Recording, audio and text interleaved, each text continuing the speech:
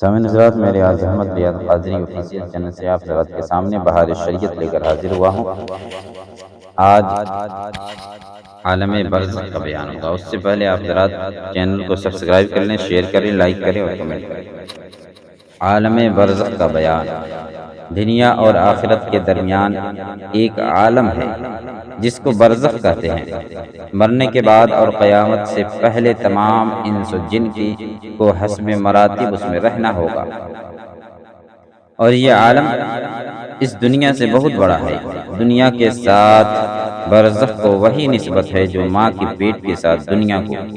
برزخ میں کسی کو آرام ہے اور کسی کو تکلیف۔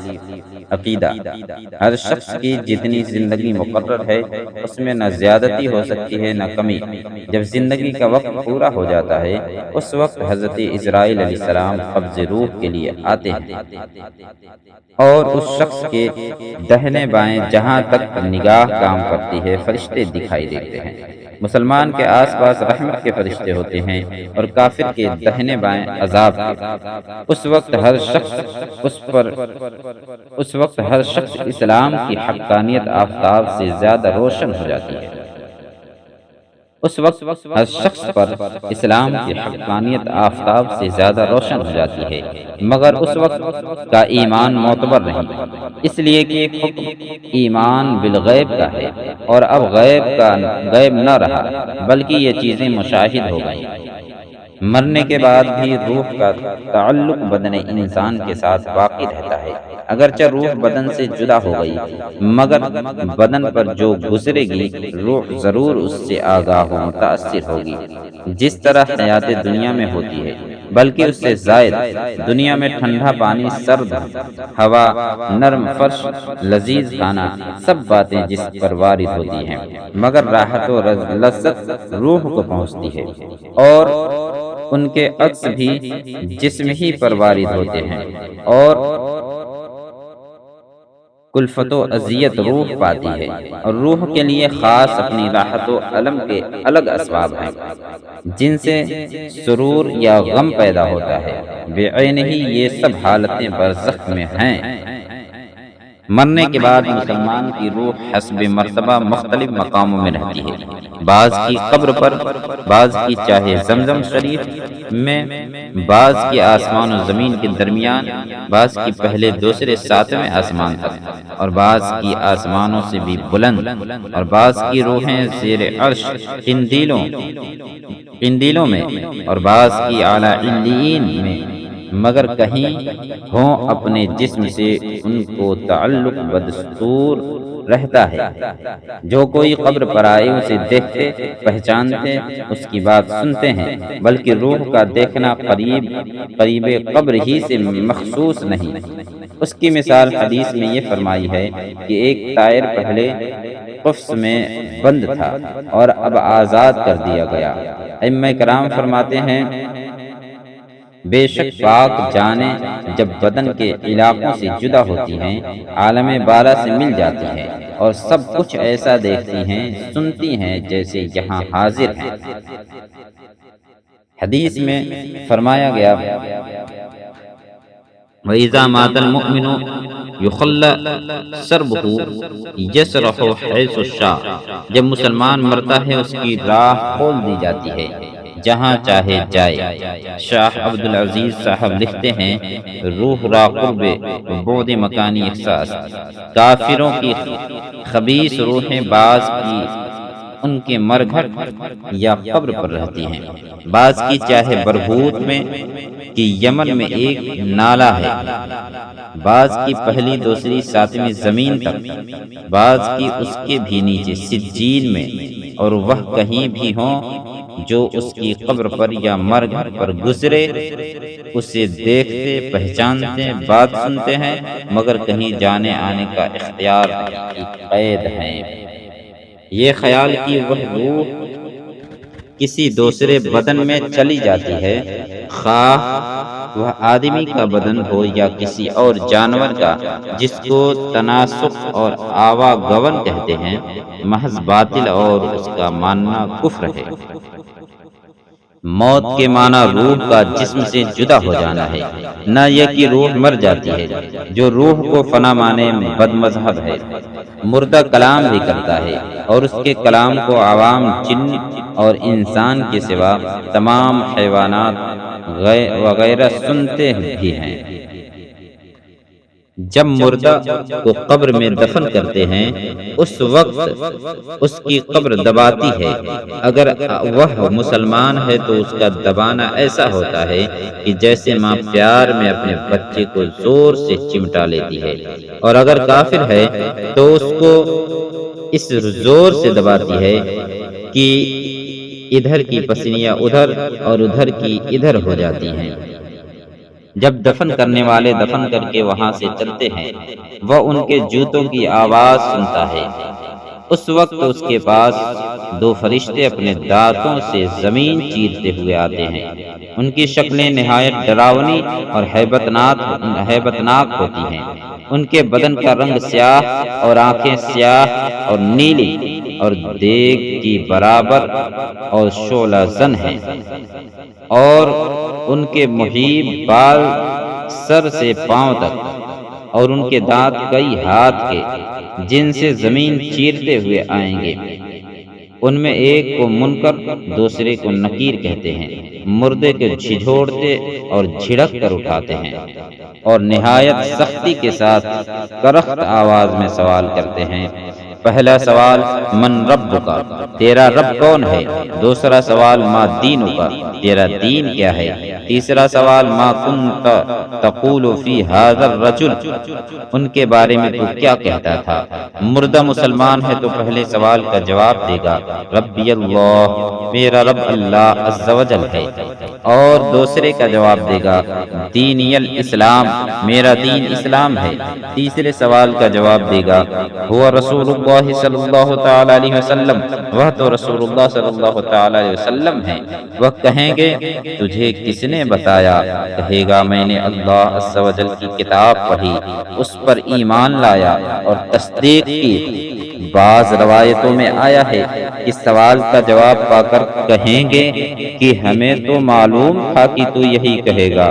اس وقت آسمان سے ایک منادی ندا کرے گا کہ میرے بندہ نے سچ کہا، اس کے لیے جنت کا بچھونا بچھاؤ اور جنت کا لباس پہناؤ، اور اس کے لیے جنت کی طرف ایک دروازہ کھول دو۔ جنت کی نسیم اور خوشبو اس کے پاس آتی رہے گی، اور جہاں تک نگاہ پھیلے گی وہاں تک اس کی قبر کشادہ کر دی جائے گی، اور اس سے کہا جائے گا کہ تو سو جیسے دلہا سوتا ہے۔ یہ خاص کے لیے عموماً ہے اور عوام میں ان کے لیے جن کو وہ چاہے، ورنہ وسعت قبر حسب مراتب مختلف ہے۔ بعض کے لیے 70 ہاتھ لمبی چوڑی، بعض کے لیے جتنی وہ چاہے زیادہ، حتیٰ کہ جہاں تک نگاہ پہنچے، اور بعض پر عذاب بھی ہوگا ان کی معصیت کے لائق۔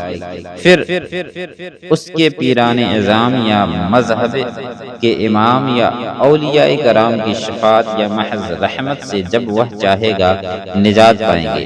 اور بعض نے کہا کہ مومن عاصی پر عذاب قبر شب جمعہ آنے تک ہے، اس کے آتے ہی اٹھا لیا جائے گا، واللہ تعالی عالم۔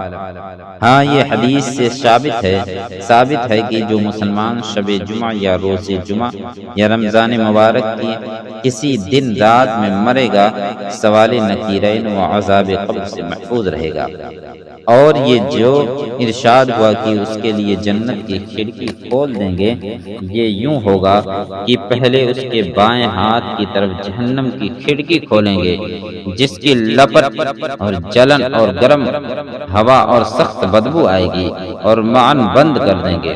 اس کے بعد دہنی طرف سے جنت کی کھڑکی کھولیں گے، اور اس سے کہا جائے گا کہ اگر تو ان سوالوں کے صحیح جواب نہ دیتا تو تیرے واسطے وہ تھی اور اب یہ ہے، تاکہ وہ اپنے رب کی نعمت کی قدر جانے کہ کیسی بلائے عظیم سے بچا کر کیسی نعمت عظمہ عطا فرمائی۔ اور منافق کے لیے اس کا عکس ہوگا۔ پہلے جنت کی کھڑکی کھولیں گے کہ اس کی خوشبو، ٹھنڈک، راحت، نعمت کی جھلک دیکھے گا، اور معن بند کر دیں گے، اور دوزخ کی کھڑکی کھول دیں گے تاکہ اس پر اس بلائے عظیم کے ساتھ حسرت عظیم بھی ہو کہ حضور اقدس صلی اللہ تعالی علیہ وآلہ وسلم کو نہ مان کر یا ان کے شان رفیع میں ادنا گستاخی کر کے کیسی نعمت کھوئی اور کیسی آفت پائی۔ اور اگر مردہ منافق ہے تو سب سوالوں کے جواب میں یہ کہے گا، ہاں لا ادری، افسوس مجھے تو کچھ معلوم نہیں۔ کنت اسمع الناس یقولون شیئا فاقول، میں لوگوں کو کہتے سنتا تھا، خود بھی کہتا تھا۔ اس وقت ایک پکارنے والا آسمان سے پکارے گا کہ یہ جھوٹا ہے، اس کے لیے آگ کا بچھونا بچھاؤ اور آگ کا لباس پہناؤ، اور جہنم کی طرف ایک دروازہ کھول دو، اس کی گرمی اور لپٹ اس کو پہنچے گی، اور اس پر عذاب دینے کے لیے 2 فرشتے مقرر ہوں گے جو اندھے اور بہرے ہوں گے، ان کے ساتھ لوہے کا گرز ہوگا۔ پہاڑ پر اگر مارا جائے تو خاک ہو جائے، اس ہتھوڑے سے اس کو مارتے رہیں گے، نیز سانپ اور بچھو سے عذاب پہنچاتے رہیں گے، نیز اعمال اپنے مناسب شکل پر متشکل ہو کر کتا یا بھیڑیا یا اور شکل کے بن کر اس کو ایسا پہنچائیں گے، اور نیکوں کے اعمال حسنہ مقبول و محبوب صورت پر مشتمل ہو کر انس دیں گے۔ عذاب قبر حق ہے، اور یوں ہی تنعیم قبر ہے، حق ہے، اور دونوں جسم و روح دونوں پر ہیں، جیسا کہ اوپر گزرا۔ جسم اگرچہ گل جائے، جل جائے، خاک ہو جائے، مگر اس کے اجزائے اصلیہ قیامت تک باقی رہیں گے، وہ مورد عذاب و ثواب ہوں گے، اور انہی پر روز قیامت دوبارہ ترکیب جسم فرمائی جائے گی۔ وہ کچھ ایسے باریک اجزاء ہیں ریڑھ کی ہڈی میں، جس کو عجب الذنب کہتے ہیں، کہ نہ کسی خوردبین سے نظر آ سکتے ہیں، نہ آگ انہیں جلا سکتی ہے، نہ زمین انہیں گلا سکتی ہے، وہی تخم جسم ہیں، اور لہذا روز قیامت روحوں کا اعادہ اسی جسم میں ہوگا، نہ جسم دیگر میں۔ بالائی زائد و اجزاء کا گھٹنا بڑھنا جسم کو نہیں بدلتا، جیسا کہ بچہ کتنا چھوٹا پیدا ہوتا ہے پھر کتنا بڑا ہو جاتا ہے، قوی ہیکل جوان بیماری میں گھل کر کتنا حقیر رہ جاتا ہے، پھر نیا گوشت پشت آ کر مثل ثابت ہو جاتا ہے۔ ان تبدیلیوں سے کوئی نہیں کہہ سکتا کہ شخص بدل گیا۔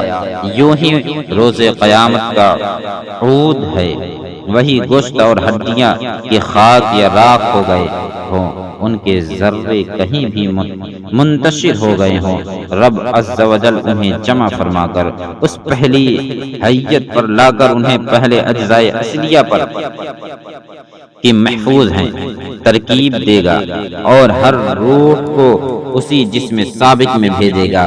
اس کا نام حشر ہے۔ عذاب و تنعیم قبر کا انکار وہی کرے گا جو گمراہ ہے۔ مردہ اگر قبر میں دفن نہ کیا جائے تو جہاں پڑا رہ گیا یا پھینک دیا گیا، غرض کہیں ہو اس سے وہیں سوالات ہوں گے، اور وہیں ثواب یا عذاب اسے پہنچے گا، یہاں تک کہ جسے شیر کھا گیا تو شیر کے پیٹ میں سوال و ثواب و عذاب جو کچھ ہو پہنچے گا۔ انبیاء مسئلہ، انبیاء علیہ السلام اور اولیاء کرام و علماء دین و شہداء و حافظ قرآن مجید پر عمل کرتے ہوں، اور وہ جو منصب محبت فائز ہیں، اور وہ جس نے کبھی اللہ عز و جل کی معصیت نہ کی، اور وہ کی اپنے اوقات درود شریف میں مستغرق رکھتے ہیں، ان کے بدن کو مٹی نہیں کھا سکتی۔ جو شخص انبیاء کرام علیہ السلام کی شان میں یہ خبیث کلمہ کہے کہ مر کے مٹی میں مل گئے، گمراہ بددین خبیث مرتکب توہین ہے۔ یہ تھے عالم برزخ کے بیان۔ آپ حضرات چینل کو سبسکرائب کریں، شیئر کریں، لائک کریں اور کمنٹ کریں۔